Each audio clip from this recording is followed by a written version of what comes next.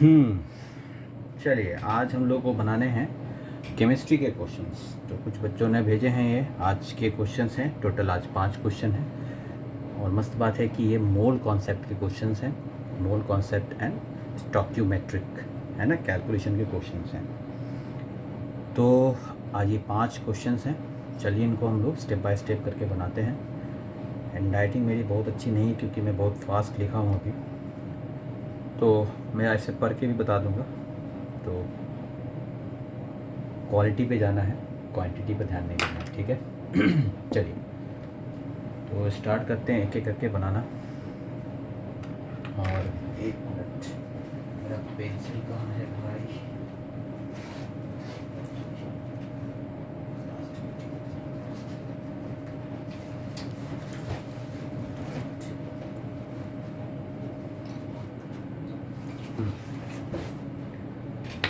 तो चलिए पहला कैलकुलेट करते हैं।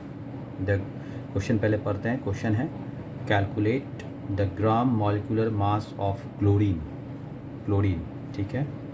If 308 centimetre cube of its at STP. STP मतलब स्टैंडर्ड टेम्परेचर प्रेशर, जो किसी लेबोरेटरी में लिया जाता है या किसी भी जहाँ पे हम लोग ये एक्सपेरिमेंट कर रहे हैं या जहाँ पर भी हम ये ऑब्जर्वेशंस ले रहे हैं, वहाँ के जो टेम्परेचर प्रेशर्स हैं वो स्टैंडर्ड यूनिट पर मेंटेन किए गए हैं।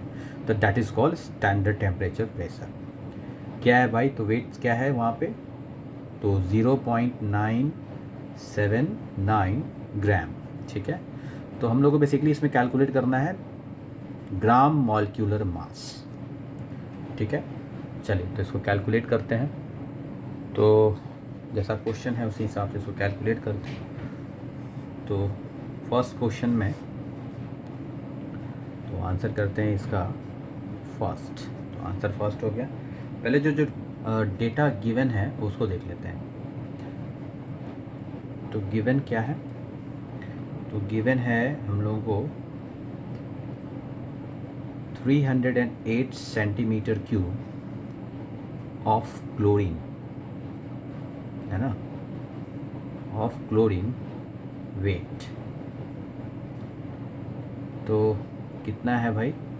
तो लगभग 0.979 ग्राम, ठीक है। अब हम लोग को एक बात पता है कि एसटीपी पर कितना होता है? 22.4 लीटर्स। तो अब अप्रॉक्सीमेटली 22,400 सेंटीमीटर क्यूब हो जाएगा, ठीक है। Will weight is equal to gram molecular mass. देखिए ये मतलब एकदम एक तरह का समझ जाइए कि फॉर्मूला ही बन रहा है आपका। तो इसको हमेशा याद रखना है। इसी को हम लोग शॉर्ट में 22.4 लीटर्स में भी दिखाते हैं। तो यहाँ पर ये क्या है कि जितना वो वज़न होगा उसका उतना ही वो ग्राम मॉलिक्यूलर मास के बराबर होगा, ठीक है। तो अब बस कुछ नहीं करना है। अब हमारे पास जो ये है उसको हम लोग देखिए कैसे कैलकुलेट करते हैं। तो कितना है भाई? तो इक्वल कर देंगे ग्राम मॉलिक्यूलर मास में, अगर वो कन्वर्ट करना है तो इक्वल कर देंगे 0.979 मल्टीप्लाइड बाई 22,400 डिवाइडेड बाई कितना? तो 308 और दोनों में सेंटीमीटर क्यूब और यहाँ भी सेंटीमीटर क्यूब, ठीक है। तो अब क्या होगा? सेंटीमीटर क्यूब कैंसिल आउट हो जाएगा। इसको कैलकुलेट करेंगे तो कट जाएगा 40 कट गया और इधर से हो जाएगा 1000। तो अप्रॉक्सीमेटली ये 71.21 ग्राम के आसपास आंसर होगा। तो इन शॉर्ट अगर हम लोग देखें तो इसका आंसर हो जाएगा 71.2 ग्राम, ठीक है। एकदम सिंपल था, कुछ था ही नहीं, है ना। तो चलिए ये वाला भी सवाल हमारा सॉल्व हो गया। इसमें की पॉइंट क्या था? की पॉइंट था STP, स्टैंडर्ड टेम्परेचर प्रेशर में 122.4 लीटर कोई भी वॉल्यूम कैरी होता है, ठीक है ना। तो इसमें 22.4 जो अमाउंट है इसको दिमाग में रखना है। क्लियर हो गया? अब आते हैं हम लोग अपने अगले क्वेश्चन में। तो अपना नेक्स्ट क्वेश्चन है calculate the volume of 4 gram of H2 di hydrogen है एट 4 एटमॉस्फेयर, ठीक है ना, एट 4 एटमॉस्फेयर पे है, ठीक है। इसको कैलकुलेट करना है। चलिए इस वाले को बनाते हैं हम लोग। तो यहाँ देखिए, तो सबसे पहले क्या है, क्वेश्चन को हम लोग आगे रखते हैं और अब बनाते हैं हम लोग इसको, है ना, ठीक है। तो देखिए ध्यान से,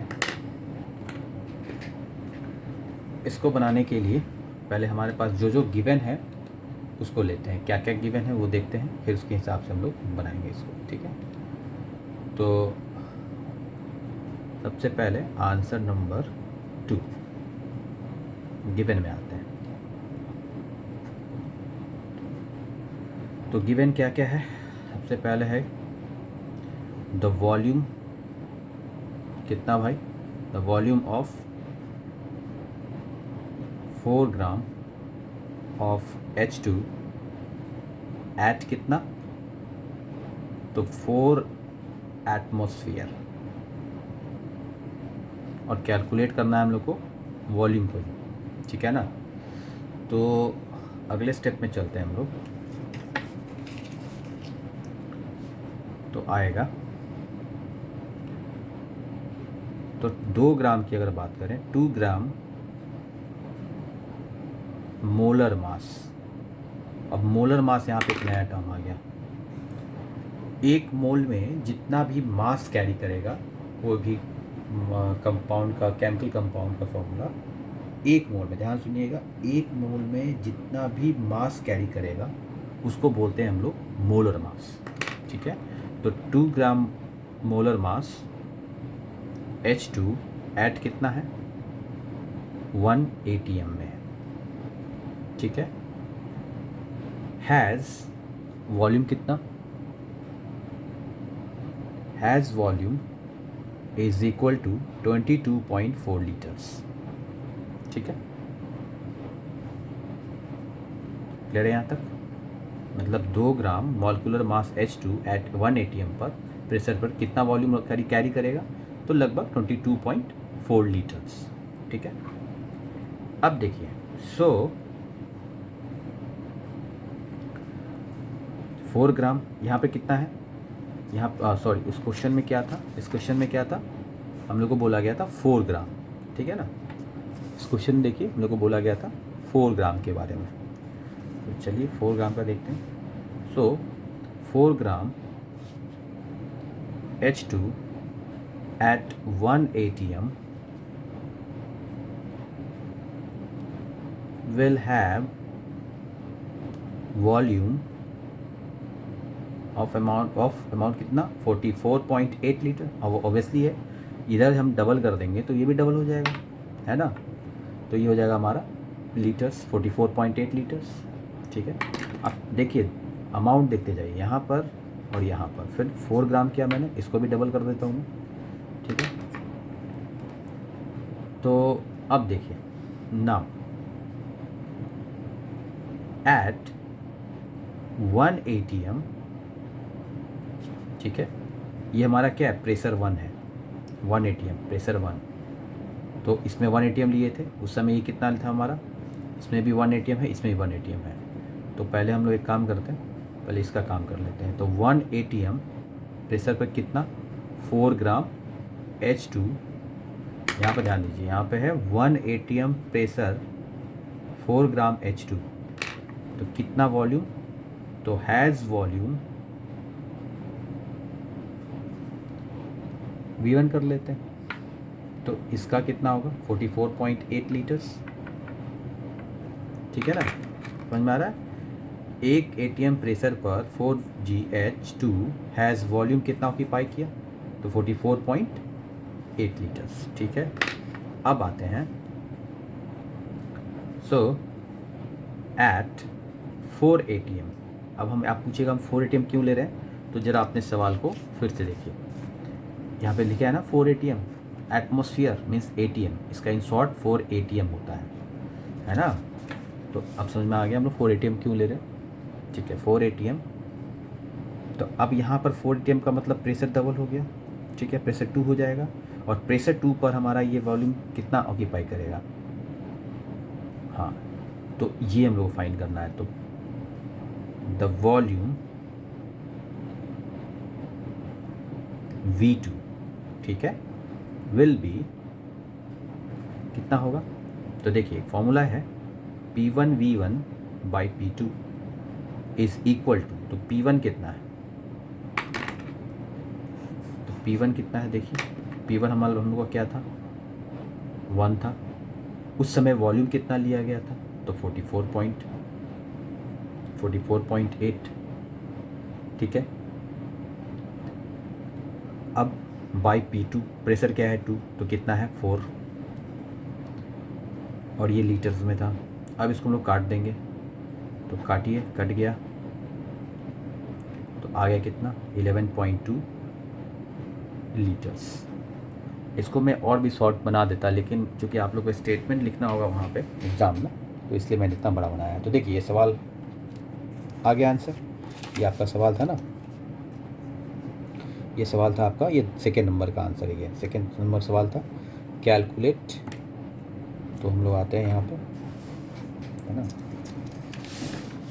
तो ये सवाल था आपका, calculate the volume of 4 gram of H2 at 4 atmosphere, जिसका हम लोगों ने यहाँ पे आंसर बनाया है। ठीक है, स्टेप बाय स्टेप समझ में आ गया। अगर कोई दिक्कत हो फिर पूछिएगा। ठीक है, एकदम आसान है, कुछ है ही नहीं, सब में बिल्कुल कुछ नहीं है, एकदम सिंपल ये क्वेश्चन है।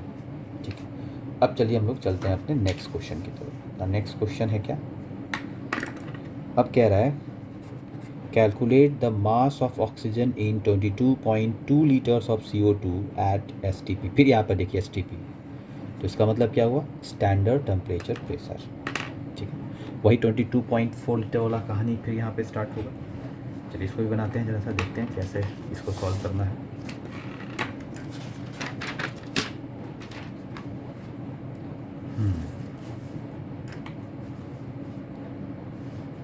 तो ये क्वेश्चन है,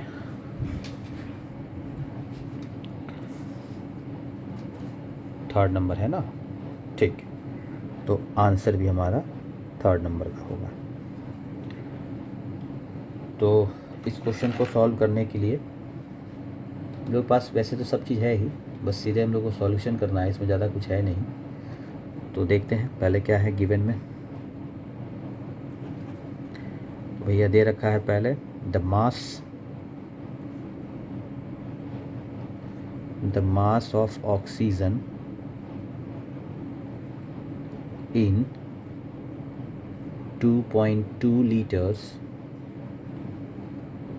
of CO2 at कितना, तो at STP, standard temperature pressure. ठीक है, तो अब आगे क्या है, तो मास ऑफ ऑक्सीजन, ठीक है, इन 2.2 लीटर्स कितना हो जाएगा, तो 2.2 इंटू ऑक्सीजन है ना, तो होता कितना है, तो हो जाएगा आपको O2 है यहाँ पे, तो 32 है ना, 16 दूनी 32, 32, और इसको हम लोग डिवाइड कर देंगे 22.4 से। तो अब इसको कैलकुलेट करेंगे तो ये आ जाएगा कट के 3.14 के आसपास अप्रॉक्स ग्राम। ठीक है, ये तो मतलब कुछ था ही नहीं, सिंपल सा चीज़ था, है ना। तो क्लियर हो गया, आई होप सो, इसमें कोई डाउट नहीं होगा आप लोगों को। सवाल समझ में आ गया। ये सवाल कह रहा था the mass of oxygen in 22.2 litre of CO2 at STP, ठीक है ना। तो CO2 का पूछ रहा था, ठीक है। तो हम निकालेंगे, मतलब ये पूछ रहा है ना कि CO2 में जो मास ऑफ ऑक्सीजन है, तो ऑक्सीजन तो यहाँ सिंगल है नहीं, यहाँ पे डाई ऑक्सीजन है ना। तो ऑक्सीजन का एटॉमिक नंबर होता है ऑक्सीजन का एटॉमिक नंबर होता है 8, इसका एटॉमिक मास होता है 16 एक का। तो 2 करेंगे तो 32, तो ये 32 वहाँ से आ गया। और 2.2 को कन्वर्ट करना है कितना पे, एट STP 22.4, ठीक है। तो ये वो हो गया। तो अब इसको हम लोग निकाले तो 3.14 ग्राम आया। तो ये क्या आया, ये मास ऑफ, तो फाइनल आंसर हमारा क्या बना, mass of oxygen in 2.2 litre is equal to 3.14 gram. तो ये हमारा हो गया आंसर, काम ख़त्म, सिंपल था। चलिए अब हम लोग देखते हैं अगला क्वेश्चन क्या है। तो नेक्स्ट क्वेश्चन हमारा है, हाँ, स्टूडेंट्स पुट्स हिज सिग्नेचर, ठीक है। स्टूडेंट्स हैं वो अपने सिग्नेचर को पुट करते हैं, ठीक है। Student puts his signature with graphite pencil if the mass of carbon in the signature is 10⁻⁻12 gram, calculate the number of carbon atoms in the signature. ठीक, चलिए इसको हम लोग कैलकुलेट करते हैं। ये थोड़ा सा है तो आसानी, सब मोल कॉन्सेप्ट के आसान क्वेश्चन होते हैं, बस समझने का कैलकुलेशन आना चाहिए। समझ में आ गया तो सब आसान है, नहीं आया तो फिर लंबा जाएगा, ठीक है ना। तो अब देखिए इसमें नंबर ऑफ़ एटम्स की बात की जा रही है, तो हम लोग ऐसा करते हैं, इसमें एकदम 2 मिनट बन जाएगा, इसमें कुछ है ही नहीं। तो बनाते हैं आंसर नंबर 4। तो कहा जा रहा है नंबर ऑफ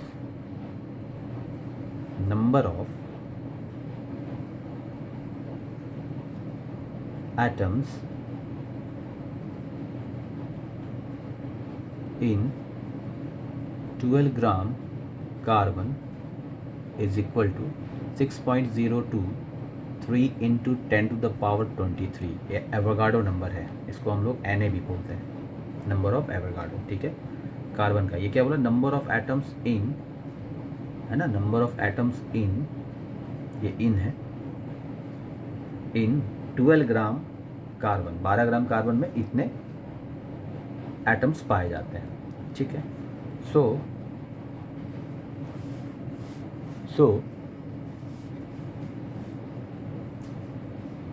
हम लोग क्या करना है, सो नंबर ऑफ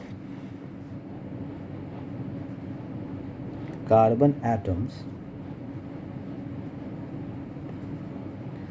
इन कितना में, देखिए यहाँ पे लिखा हुआ है कितना, 10⁻⁻12 ग्राम, इन 10⁻⁻12 ग्राम। तो इसमें कितना हो जाएगा, 10⁻⁻12 इंटू 6.0, और इसको इससे मल्टीप्लाई कर देंगे, जो हमारा STP जो हमारा 12 ग्राम पे था, बाई इंटू 10⁻23 और 10⁻23 डिवाइडेड बाई 12। थोड़ा साफ से लिख लेते हैं इसको, मतलब इसको हम लोग कैलकुलेट करेंगे तो ये आ जाएगा 10⁻⁻12 इंटू एवोगाड्रो नंबर, ठीक है, डिवाइडेड बाई 12। उसको काटेंगे हम लोग, कट जाएगा 6,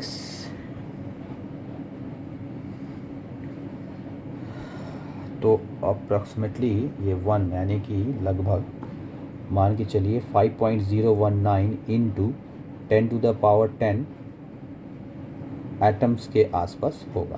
तो ये हमारा फाइनल आंसर हुआ, एकदम आराम से बन गया। तो ये हमारा 4 नंबर का क्वेश्चन था, मतलब ये 4 नंबर का क्वेश्चन यहाँ पे था, इसका ये आंसर है, ठीक है, क्लियर हो गया। चलिए अब हम लोग आगे बढ़ते हैं अपने लास्ट क्वेश्चन पे, जो 5 नंबर का है। क्वेश्चन को आप लोग पहले ध्यान से पढ़िए, ये आप ऐसे नमूने लोग हैं कि क्वेश्चन भी नहीं पढ़ते हैं और आसान क्वेश्चन को भी भेज देते हैं मेरे पास बनाने के लिए, तो उससे मेरा भी टाइम बर्बाद होता है। थोड़ा दिमाग लगाइए, एक्सरसाइज कीजिए, नहीं तो फिर आप लोगों को कोचिंग ही ज्वाइन करना पड़ेगा, ऑप्शन ही नहीं है। देखिए क्वेश्चन क्या कह रहा है, पहले उसको ध्यान से देखिए फिर सॉल्यूशन होगा। क्वेश्चन कह रहा है अननोन गैस, कोई अननोन गैस है, ठीक है ना। तो unknown gas shows a density of 3 ग्राम पर लीटर, ठीक है। कितने टेम्परेचर पे ये जो डेंसिटी है वो 3 ग्राम की डेंसिटी पर लीटर पे है। At what temperature, at 273 degree Celsius. और प्रेशर कितना है, तो 1140 mmHg प्रेशर है मरकरी का, ठीक है। What is the gram molecular, देखिए फिर वो जो हम पहले वाले सवाल बनाए थे, ग्राम molecular mass of this gas, वही तो सवाल समझ में आ ही गया। तो चलिए बनाते हैं एकदम मस्त, कोई दिक्कत नहीं है। पहले जो जो गिवन है उसको लिखते चलते हैं। तो गिवन क्या क्या है, तो सबसे पहले गिवन है प्रेशर, यहाँ P स्टैंड्स फॉर प्रेशर है, कितना भाई 1140 ना, कहाँ था, ये रहा mmHg, ठीक है। इसके बाद डेंसिटी की बात कर रहे हैं, यहाँ पे मैं D स्टैंड कर रहा हूँ डेंसिटी के लिए, डेंसिटी ऑफ कितना, तो डेंसिटी ऑफ इतना 270, ठीक है। तो डेंसिटी की बात करेंगे तो डेंसिटी कितना आएगा, D हो गया आपका 2.4 ग्राम एट पर लीटर, ठीक है ना।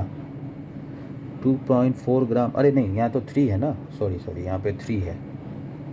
तो डेंसिटी मैं ले लेता हूँ 3 ग्राम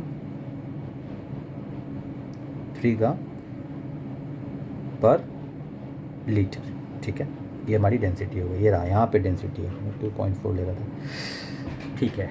टेम्परेचर देखिए, यहाँ पर टेम्परेचर देखिए कहीं दिख रहा होगा, तो टेम्परेचर भाई साहब यहाँ पे, ठीक है। तो टेम्परेचर कितना है 273 डिग्री सेल्सियस। जब केल्विन में कन्वर्ट करेंगे तो इसको हम लोग डबल कर लेते हैं, 273 plus 273 is equal to 546 kelvin, क्योंकि kelvin is a standard unit. अब रह गया m निकालना हम लोग को, क्योंकि हम लोग क्या निकालना है, ग्राम मॉलिक्यूलर मास, m निकालना है। तो चलिए अब हम लोग यहाँ पे लगाएंगे अपना दिमाग, ठीक है। कैसे, सो अब डेटा आ गया, ये सारे डेटा आ गए हमारे पास, तो कैलकुलेशन करना आसान हो जाएगा।